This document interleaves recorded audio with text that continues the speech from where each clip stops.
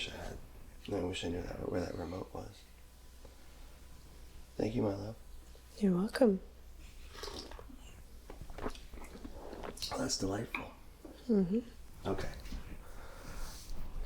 So, I'm trying to process what you were saying earlier. You got to give it to me one more time. Okay. Well, let me just sort of set the stage, right? So, we were listening to Julia Mossbridge on Rogan. Yes.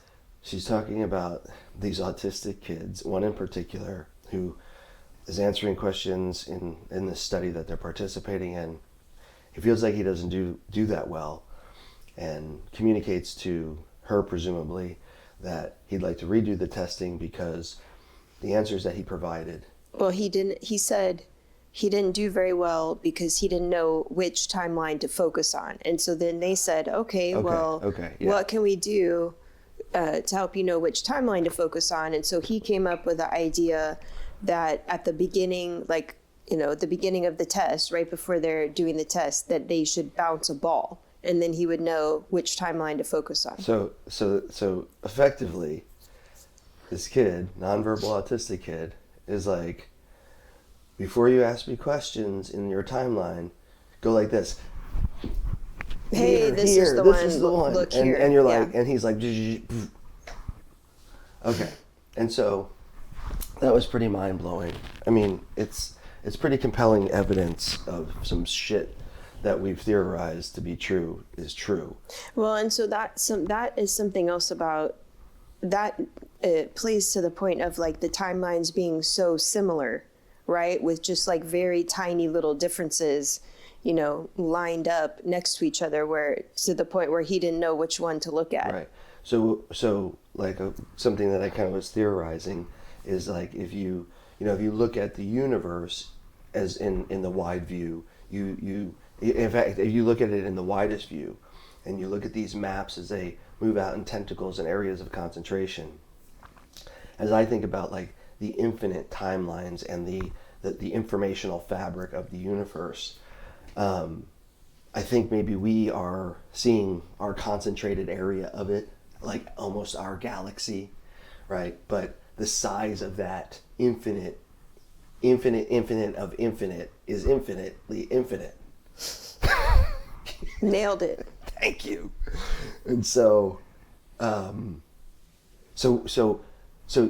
think about it like, okay, you're in your timeline area, like, and zone, and that's where these folks are functioning in. That's just mind-boggling. Mm. So that leads you to thinking, last night when you woke up for a few minutes here and there, pieced together this theory. Like it felt like I was thinking all night, but it also felt like I slept well. So I can't really say when I was thinking. The concept of rendering, right? You have this big data set you got to work through, and like it was, were you like the program was running in the background. Right? Is that is that a type of dreaming? Can that substitute dreaming? Does it work in conjunction with dreaming? Anyway, I bet a neuroscientist could answer that question. Yes, maybe they can come over for breakfast. It's 5:30. Yeah. Come over at 5 a.m. Yeah. Be here at 5, so you got to get up around 4 or whatever. The coffee will be ready at 5:10. And hot and delicious. So I was thinking about these things in the timelines and like the little slight variations between timelines, and like there's a timeline where you didn't wake up with me to have coffee this morning. Sure. Right? Or a timeline where we met earlier in life, right? And so then I was thinking about, you had made a comment about, it being like a choose your own adventure book where like each decision and each little action kind of like determines which, or the flow of your timeline, which direction your timeline is going.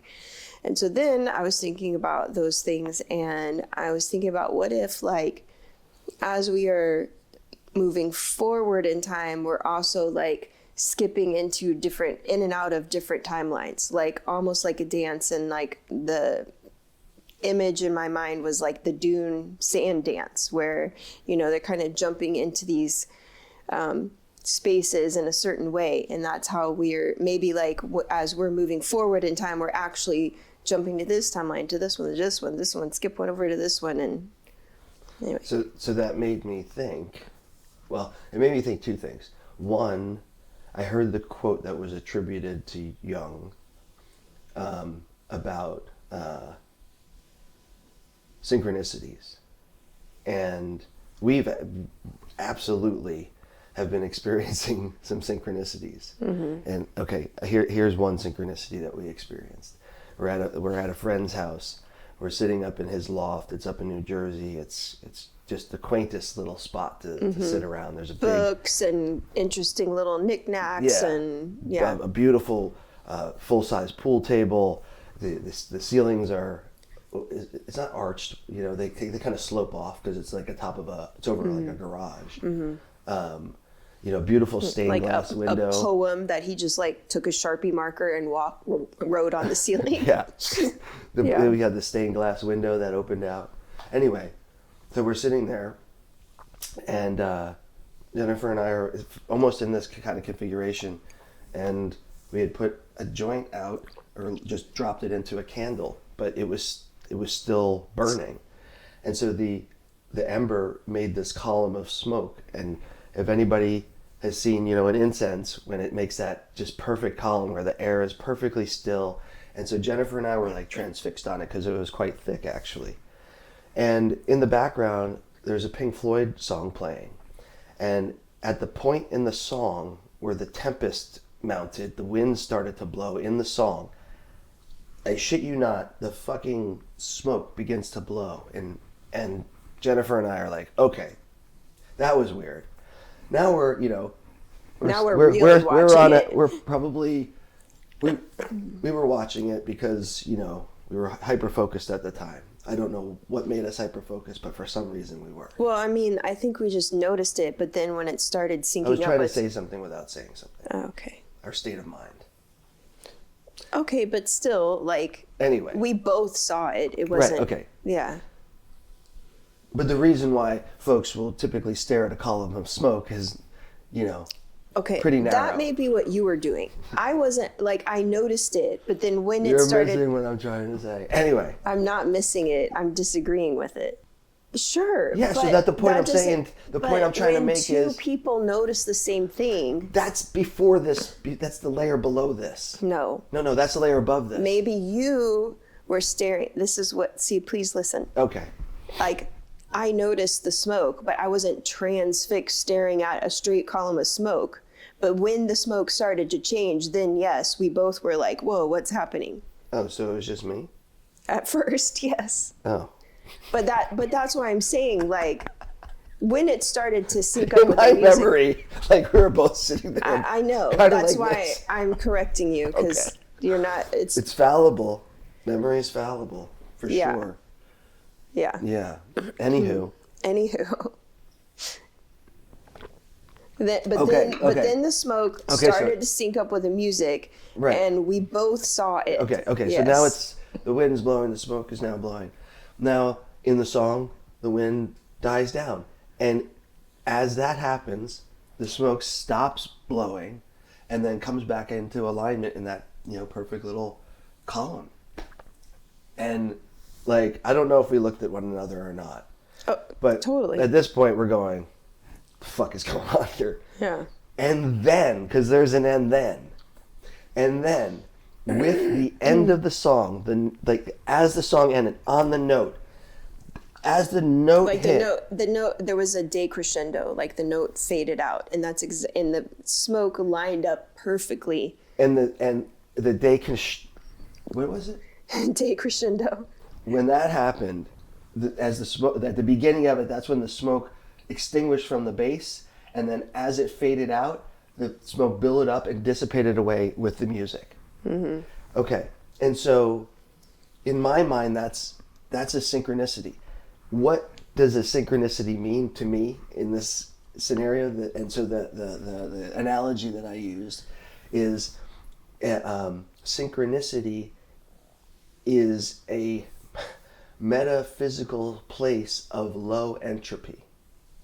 Like, wait, say that again. A metaphysical space of low entropy.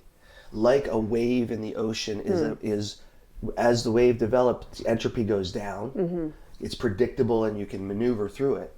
And so in navigating, perhaps as enlightenment increases, as love increases, as awareness increases, as what intellect increases, whatever, you can begin to fall in line with those synchronicities, effectively navigating the timelines in the ways that you're saying. And the others, like another synchronicity just happened the other night, right? Like we're listening to The Chain by Fleetwood Mac, you know. Yeah, and it was like, well, it was the long intro. Yeah, you know, like it wasn't. And we're we're in the bedroom, laying around in bed, talking, listening to this, and all of a sudden, but it was the intro part, like no singing had started yet. Right. And then the wind kicks up. There's wind blowing, but we don't really notice the wind at first because in our minds it seemed like it was in the song. It was seamless. It sounded like it was in the song. And so I allowed that to happen for a little bit, but then I was like thinking, I don't remember that song mixed that way. Right. You know, like we've listened to that a million times. And so I go, do you hear I didn't even question it because I was like, of course it's in there. Like the first song or first line is listen to the wind blow. Right. So I'm like, do you hear the wind? And I don't know if you were like, of course, or yes. Yeah, that's where I was like, well, yeah, of course. I was like, is it in the song? And then you started to kind of question it. Yeah. And then I don't know, we got like right past listen to the wind blow, and then we stopped it, and the fucking wind blowing outside. Yeah. Yeah. That was crazy. Yeah. And those are positive synchronicities. I think there can be explosive synchronicities too. What do you mean by explosive? Or destructive, right? Okay. Like last summer, you know, when we're having the time of our lives and like set the universe out of balance, and it was like, you're having too much fun, boom, and the fucking air conditioner blows up. Oh yeah. And then we're like, oh, no sweat, Bitcoin's up, we can pay for that. Crack, the fucking tree falls down. Like, Jesus fucking Christ, what's going on? Yeah. Everything's back into balance. I'm like, oh shit, okay. I think I like surfing rather than whitewater rafting. Is what I'm trying to say. I mean, and kind maybe of like whitewater rafting, you know, every once in a while. Okay. It's exciting, you know, get your adrenaline up. Yeah. No, it's not for me. I do not like the idea of drowning. Although after last night, it sounds pretty peaceful. Well, she was kayaking. A raft is, you know. Oh, okay. What I mean by that is we watched do you remember what it was called? Surviving Death. It's on Netflix. Yeah, Surviving Death. It's about, apparently it's about a lot of things, but the first episode is about near-death experiences. We didn't realize that it was... I didn't realize it was a series, But the first one about near-death experiences, there was one woman who was kayaking and inadvertently went over falls that she didn't intend to because another route was blocked. And, you know, I guess when she landed, she got whipped into the bottom of the waterfall. The impact first whipped her torso into the top of the fucking kayak because she had broken a lot. Right. And then the kayak proceeded to go down and then get wedged in. Yeah. And she dies. Yeah, because she was underwater for 15 minutes. 15 minutes. Or at least. Well, actually, it was longer than that because she said at 15 minutes was when they stopped trying to rescue her, and then they kind of switched to a recovery. So, but they didn't say the temperature of the water. They did not. That's a factor. I mean, of course it's a factor. Well, don't say of course. People don't know that. Why is cold? I think people do know that. I don't think a lot of people know that. Why does cold water? Well, just because it's going to slow down the degradation process of the tissues and cells. So essentially it buys you time. It buys you some time, but like I think they were even considering how to maybe use that in like sports. They do use that in there are code protocols where they cool the body. How do they do the rapid cooling? Just in a... Fluids. Oh, circulate fluids in the body. Yeah. Oh, that's cheeky. Yeah, there was this one. You go from the inside out. First of all, this TV show was super bad, but right. I enjoyed watching it. It was like real stories from the ER. Right. And they were real stories, but then, you know, what they did was they like reenacted it with actors. Oh God. Yeah, and then like they would have little interviews with like the doctor or a family member or something like but the reenactment parts were terrible. But the stories were real, and so that's why I enjoyed watching the show. But there was this one where it was a homeless guy who had passed out outside, and you know, basically it was like an exposure death, and they get him into the ER, and so this was not a protocol. This was just something the ER doctor came up with on the fly. Was he like frozen stiff? Obviously, no. That would have been crazy, like... Yeah. Anyway. Next time, tell it that way. Big fish it. No, I don't like big fishing stories. They need to be accurate. Anyway, basically what he did was he put a chest tube in one side and a chest tube in the other side, and so then he pushed fluids through over the chest cavity and out the other chest tube during a code. He made a little radiator. It was really cool. That's basically what that is. It's really cool. A radiator is just a heat sink. Do you know what I mean by that? Yeah. Yeah. Wow, clever. It was clever, and it worked. Way. That's the kind of shit. No. That's the kind of shit, like, you know, if it isn't written out in a protocol as like a policy, and you do something on the fly and it works, then you're a hero. But if it doesn't work, then they're gonna like get you because you didn't follow protocol. You didn't even give me time to make a tasteless joke. Gee, whoops. Then you said success, as I thought to myself. I'm humor, everybody. Oh no, the homeless guy's back on the street. I mean, it's not wrong. No, it is wrong, obviously. It is wrong, Jesus but it's Christ. True. It's dark humor. Fuck. Oh, man. You know, like pretty soon I'm going to actually have to get up and get dressed and make myself presentable for work. Yeah, this is episode 1 of Coffee with Rich and Jennifer. So I think we'll wrap it up for today.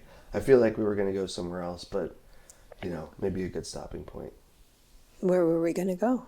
Well, that's for you to tell me because... Costa Rica? In the conversation. But yes, we are going to Costa Rica at some point. And we're going to help Jason build his... Okay. His vision. Yeah. Of, you know, like, I like to think of it as almost a space portal. But, you know, a metaphysical portal. A metaphysical portal. Yeah. You know, areas of focused energy where you can, you know, you can do it through meditative processes if that's the route you choose, or, you know, if you choose a psychedelic process, and then not only the choice that to do a psychedelic process, but do you do an ibogaine journey, and in what energy state and what energy focus do you do it in? A sonic focus room? Do you do it in a, you know, at a certain vibrational frequency? Do you do it in the, you know, celestial alignment temple? Like, you know, having those kind of choices would be pretty fucking awesome. And who knows what happens when you attenuate the universe to a certain point and then launch, right? That's effectively what you're doing. I mean, I feel like you're using attenuate wrong, but... Oh, shit. I definitely did. Focus, not attenuate. I don't know what word I want to use. I don't either, but it doesn't make sense to me. If anybody knows what I'm trying to say, that would be great. Let me know. But, focusing in different energies to a point where you launch into your metaphysical space through your psychedelic journey.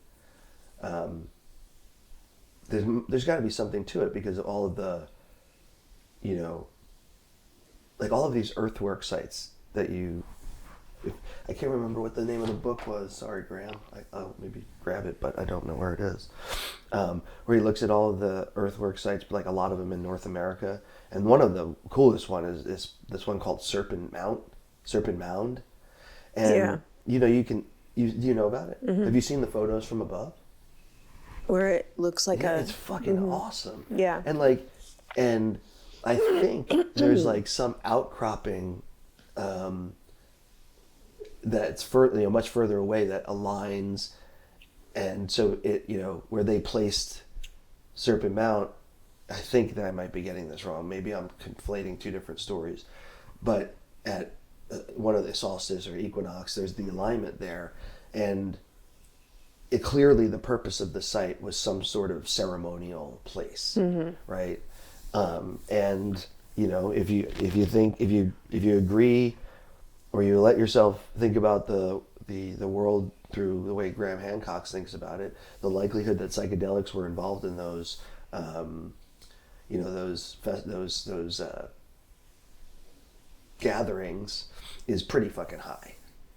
And so, what's the you know, what did they get out of combining A, communing, B, alignment, and C, psychedelics or metaphysical experiences? It has to be, there's got to be a reason for doing all those things together. Like, there has to be some outcome that they achieved, I would imagine. And I think we should find out. What do you think? All right. We're getting the band back together. Yep. Yeah. We're taking this motherfucker back. Okay. All right. That's a teaser, by the way. Till next time. You want to say goodbye? Are you playing that stupid Tetris game? No. Are you shopping? I'm looking up the passport processing times.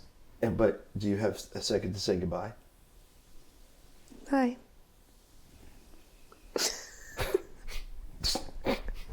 It's the first one, everybody. Bye. Oh, God.